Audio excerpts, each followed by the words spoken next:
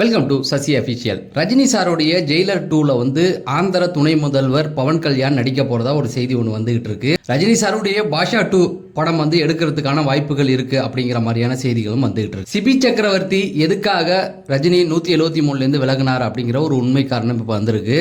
ரஜினி சாரும் கமல் சாரும் நடிக்க போற படம் வரத்துக்கு வாய்ப்பு இருக்கா, இது எல்லாத்தையும் சார்ந்து தான் இந்த வீடியோவில் நம்ம பேச போறோம். சினிமா செய்திகளை தெரிஞ்சுக்க நம்ம சேனலை சப்ஸ்கிரைப் பண்ணிட்டு வீடியோவை லைக் பண்ணிருங்க. ஃபஸ்ட்டு எடுத்த உடனே சிபி சக்கரவர்த்தி டான் படத்துக்கு அப்புறம் ரஜினி சார் கூட இணைந்தார் அப்படிங்கிறது எல்லாருக்குமே தெரியும். அதுக்கு முன்னாடி அந்த படத்தை இயக்க வேண்டியதாக இருந்தது சுந்தர்சி. அந்த பழைய கதைக்குள்ளெல்லாம் நம்ம போக வேண்டாம், ஏன்னா எல்லாருக்குமே உண்மை தெரியும். இப்போ சிபி சக்கரவர்த்திக்கு என்ன பிரச்சனை அப்படின்னு பார்த்தீங்கன்னா, தெலுங்கில் இதுக்கு முன்னாடி ஒரு படத்துக்கு கமிட்மெண்ட் அவர் பண்ணிட்டார். அந்த தெலுங்கு தயாரிப்பு நிறுவனம் அவரை வச்சு கதை பண்ணுறதுக்கு, அவர் போய் கதை யோசிக்கிறதுக்கு எல்லாத்துக்குமே பணம் கொடுத்துருக்காங்க. கதையெல்லாம் யோசிச்சாச்சு. இவர் ரஜினி சார் படம் அப்படின்னோடனே இங்கே வந்துட்டார். இப்போ அந்த நிறுவனம் என்ன சொல்கிறாங்கன்னா, 25 கோடி நீ எனக்கு கொடு, உனக்கு நான் என்ஓசி தரேன் அப்படிங்கிறாங்க. இப்போ 25 கோடி கொடுத்து என்ஓசி கொடுத்தா வாங்கினா மட்டும்தான் அடுத்த படம் பண்ணலாம், இல்லைனா கோர்ட்டில் கேஸ் போடலாம். அப்போ அந்த தெலுங்கு தயாரிப்பு நிறுவனம் ஜெயிச்சிடும். இந்த உண்மைகள் தெரியாத கமலஹாசன் என்ன பண்ணிட்டார்னா, அவரை கூப்பிட்டார். இது எப்படி நடந்தது அப்படின்னு பார்த்தீங்கன்னா, அதாவது ஜெயிலர் 2 வரத்துக்கு முன்னாடியே ரஜினி சார்கிட்ட ஒரு கதை சொல்லிட்டாரு. டான் படம் ரிலீஸ் ஆன உடனே ரஜினி சார் தான் போட்டு இழுத்து அடிச்சதா சொல்கிறாங்க. அதாவது இன்னொரு கதை கேட்கலாம், இதை விட பெட்டராக கேட்கலாம் அப்படின்ட்டு. ஒரு கட்டத்தில் சிபி சக்கரவர்த்தி கதையே நல்லா இருக்கே அப்படின்னு அவர் சூஸ் பண்ண உடனே அவர் பாவம், ரஜினி சாருடைய வாய்ப்பு முக்கியமாக தெலுங்கு படம் முக்கியமான ரஜினி சார் படம் தான் முக்கியம்ட்டு அவர் இங்கே வந்துட்டார். இந்த பஞ்சாயத்துகள் போயிட்டுருக்கு.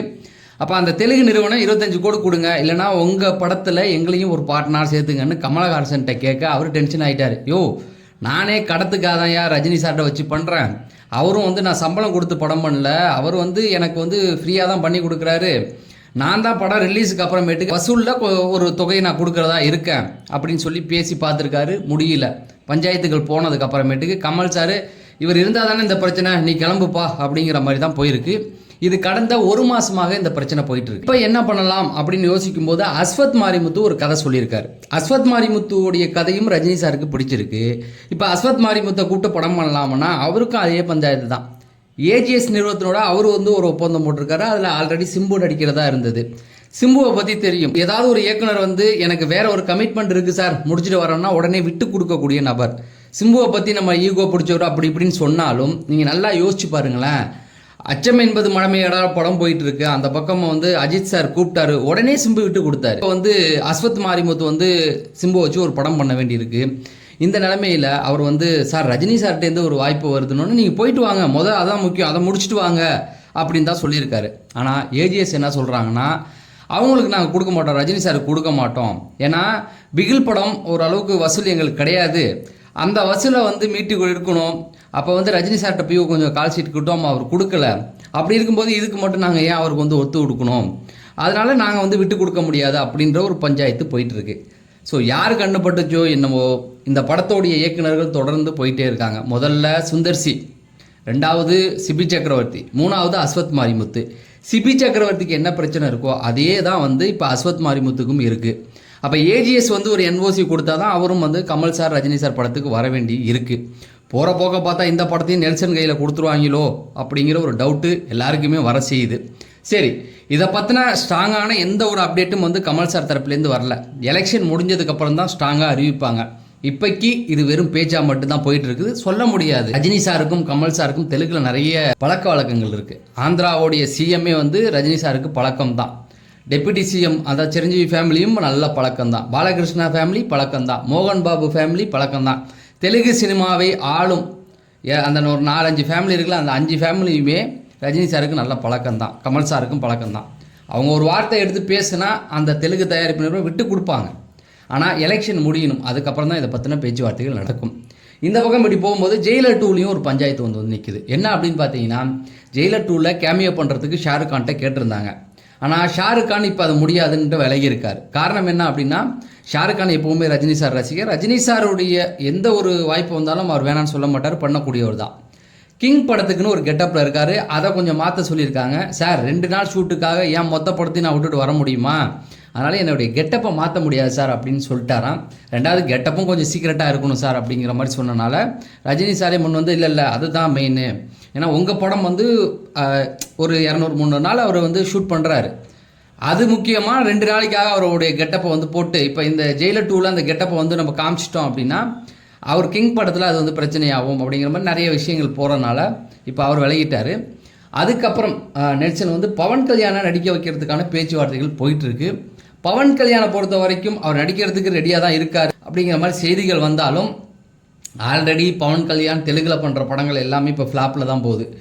அவர் வந்து ஒரு கடைசி ஒரு 3 படங்கள் மொக்க ஃப்ளாப் தான். 3 படம் ஹரிஹர விலமல்லு, ஓஜி, இப்போ ஒரு படம் வந்து வந்திருக்கு, பார்த்திபன் கூட நடித்தார், எல்லாமே ஃப்ளாப்பில் தான் போயிட்டு இருக்குது. ஸோ அதனால அவரும் வந்து கொஞ்சம் யோசிக்கிற மாதிரி ஏதோ சொல்கிறாங்க, இன்னும் கன்ஃபார்ம் செய்யப்படலை. இது ஜெயிலர் 2வோட பிரச்சனை. 172 இப்படி ஒரு பிரச்சனை இருக்குது. 173 டைரக்டர் யார் அப்படிங்கிற ஒரு பிரச்சனை இருக்குது. 174 என்ன பஞ்சாயத்துன்னு கேட்டிங்கன்னா அந்த படம் எடுக்கிறதுக்கு வாய்ப்பு இருக்கா அப்படிங்கிற நிறைய சந்தேகங்கள் இப்போ இது வந்துக்கிட்டு இருக்குது. என்ன அப்படின்னு கேட்குறீங்களா? ஒன்று ஒன்றா சொல்கிறேன்.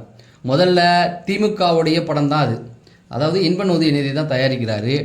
இப்போயே வந்து இந்த எலெக்ஷன் முடிவை பற்றி தான் ரஜினி சார் அதை சூஸ் பண்ணுவார் அப்படிங்கிற மாதிரி செய்திகள் வருது. ஏன்னா ஒருவேளை எலெக்ஷனில் அவங்க தோத்துட்டா, திமுக தோத்துட்டுனா ரஜினி சாரே கொஞ்சம் சந்தேகம்தான் அப்படிங்கிற மாதிரி முதல்லையே பேசிட்டாங்க.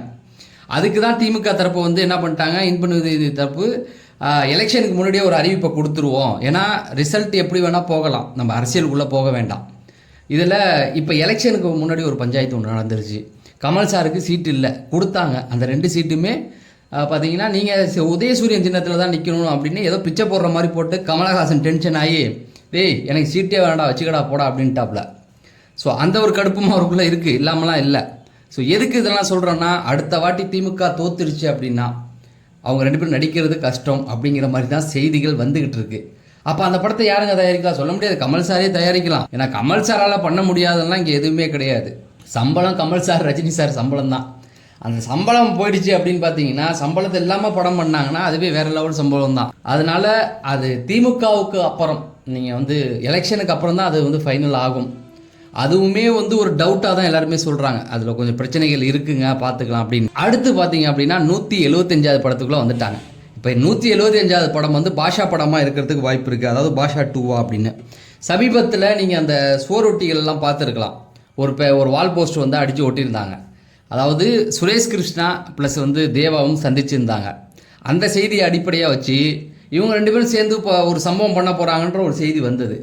அவங்க 2 பேரும் சேர்ந்து தரமான சம்பவம், அது பாஷாவாக தான் இருக்கணும், பாஷா 2வாக தான் இருக்கணும் அப்படிங்கிற மாதிரி எல்லாருமே சொல்லிகிட்டு இருக்காங்க. ஸோ எல்லாருக்குமே வந்து ஒரு ஆசை இருக்கும். இப்போ ஜெயிலரே வந்து பார்ட் 2 வரணும்னு ஆசைப்படும் போது பாஷா படம் வரணும்னு எல்லாருமே ஆசைப்படுவாங்க. ரஜினி சாருடைய கேரியரில் ஒன்றான பெஸ்ட்டு படம் அதுதான். நிறையா இருந்தாலும் அதை வந்து முதல்ல சொல்லுவாங்க ஆக்ஷனுக்கு.